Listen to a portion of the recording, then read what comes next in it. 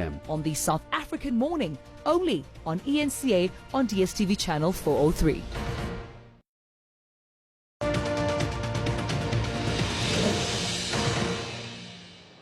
Welcome back. The COVID-19 pandemic has certainly changed the nature of work and how colleagues interact. Many have discovered that they don't have to be in the office in order to get things done. To discuss this further, I'm now joined by Georgie Midgley from 4M Jam, who's the 4M Jam CEO. Thank you so much for your time, Georgie. We do appreciate it. I think the reality is that we don't work the same anymore because of the COVID-19 pandemic. And the reality is that you can work from anywhere in the world and you can be just as productive. I want you to explain to us what 4Jam is and how this is an example of a gig economy platform. So eNCA has got registered independent contractors that do tasks on behalf of organizations. So instead of giving it to full-time employees to complete, they outsource it. And this is kind of where the world's gone. I mean, we are now a global workforce. We are no longer just about having employees that actually are even in your city. We're finding people are semigrating to live all over South Africa while still working for their companies. And now the hiring pool's got so much smaller because you can even hire from any country in the world. I mean, the other day I was getting CVs from all different countries in Africa. So it really is an exciting time in the world. And I think, you know, when it comes to our way of work, it is completely different. And, you know, things are going to have to change and people are going to have to embrace this change that has happened as a result of coronavirus.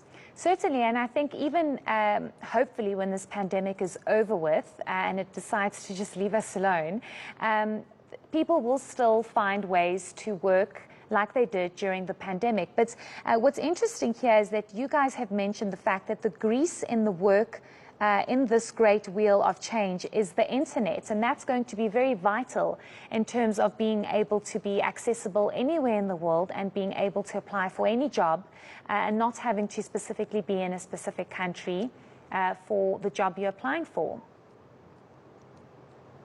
Correct. So, I mean, you look at what Uber's done, Airbnb, you know, the internet has just connected people.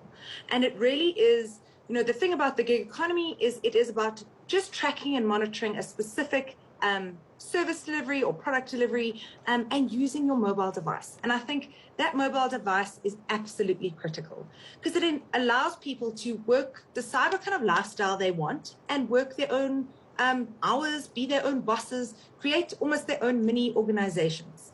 At eNCA, we had about 300,000 jobbers or independent contractors at the end of 2019. We now have over 1 million, which just shows, you know, that need for additional income. And it could be because you want to try something different or because financially you need just a little bit of help. And it's for unemployed versus underemployed. The gig economy is for everyone. So it really is a time where, you know, companies are now starting to embrace this gig economy and see how to do traditional processes and things differently. Certainly. I just want to ask you, Georgie, with regards to skills development and getting the right kind of skills for the job, is that being considered with regards to perhaps you don't have a specific skill but you want to apply for the job? How is that factored in? Because many would say with the COVID-19 pandemic, it's very difficult to interact, it's very difficult to go on training programs and to acquire new skills that are needed for specific jobs. So when it comes to training, you're 100% right. It's now become a lot more difficult to train. But with the internet, you have got access to that information.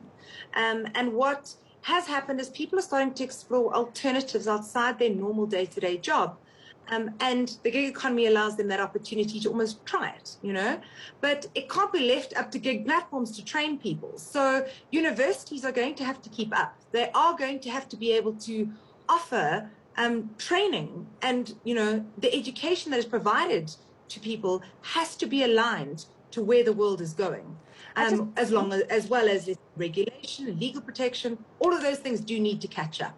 Sure. Sorry, I didn't mean to interrupt you there. I just quickly want to get your response on the fact that you still have many companies that are very reluctant to have not have their workers at the office, clocking in 9 to 5 or 8 to 5 or whatever it might be.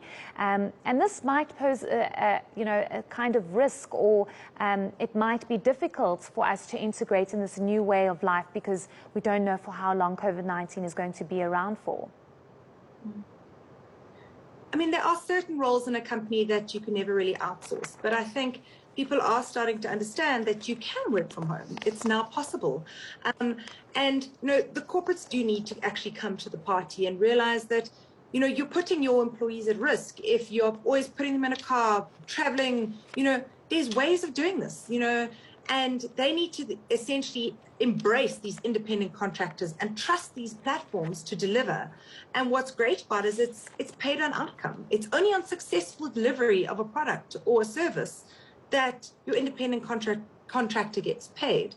So although there is a reluctance, I definitely think that this sort of alignment needs to take place because the gig economy is not going to go away. Certainly, and I think many would also argue and say that they waste so much time getting up in the morning, getting ready, sitting in traffic, and they just get to work in a bad mood and it's less productivity. So hopefully there'll be some kind of shift in the way we work.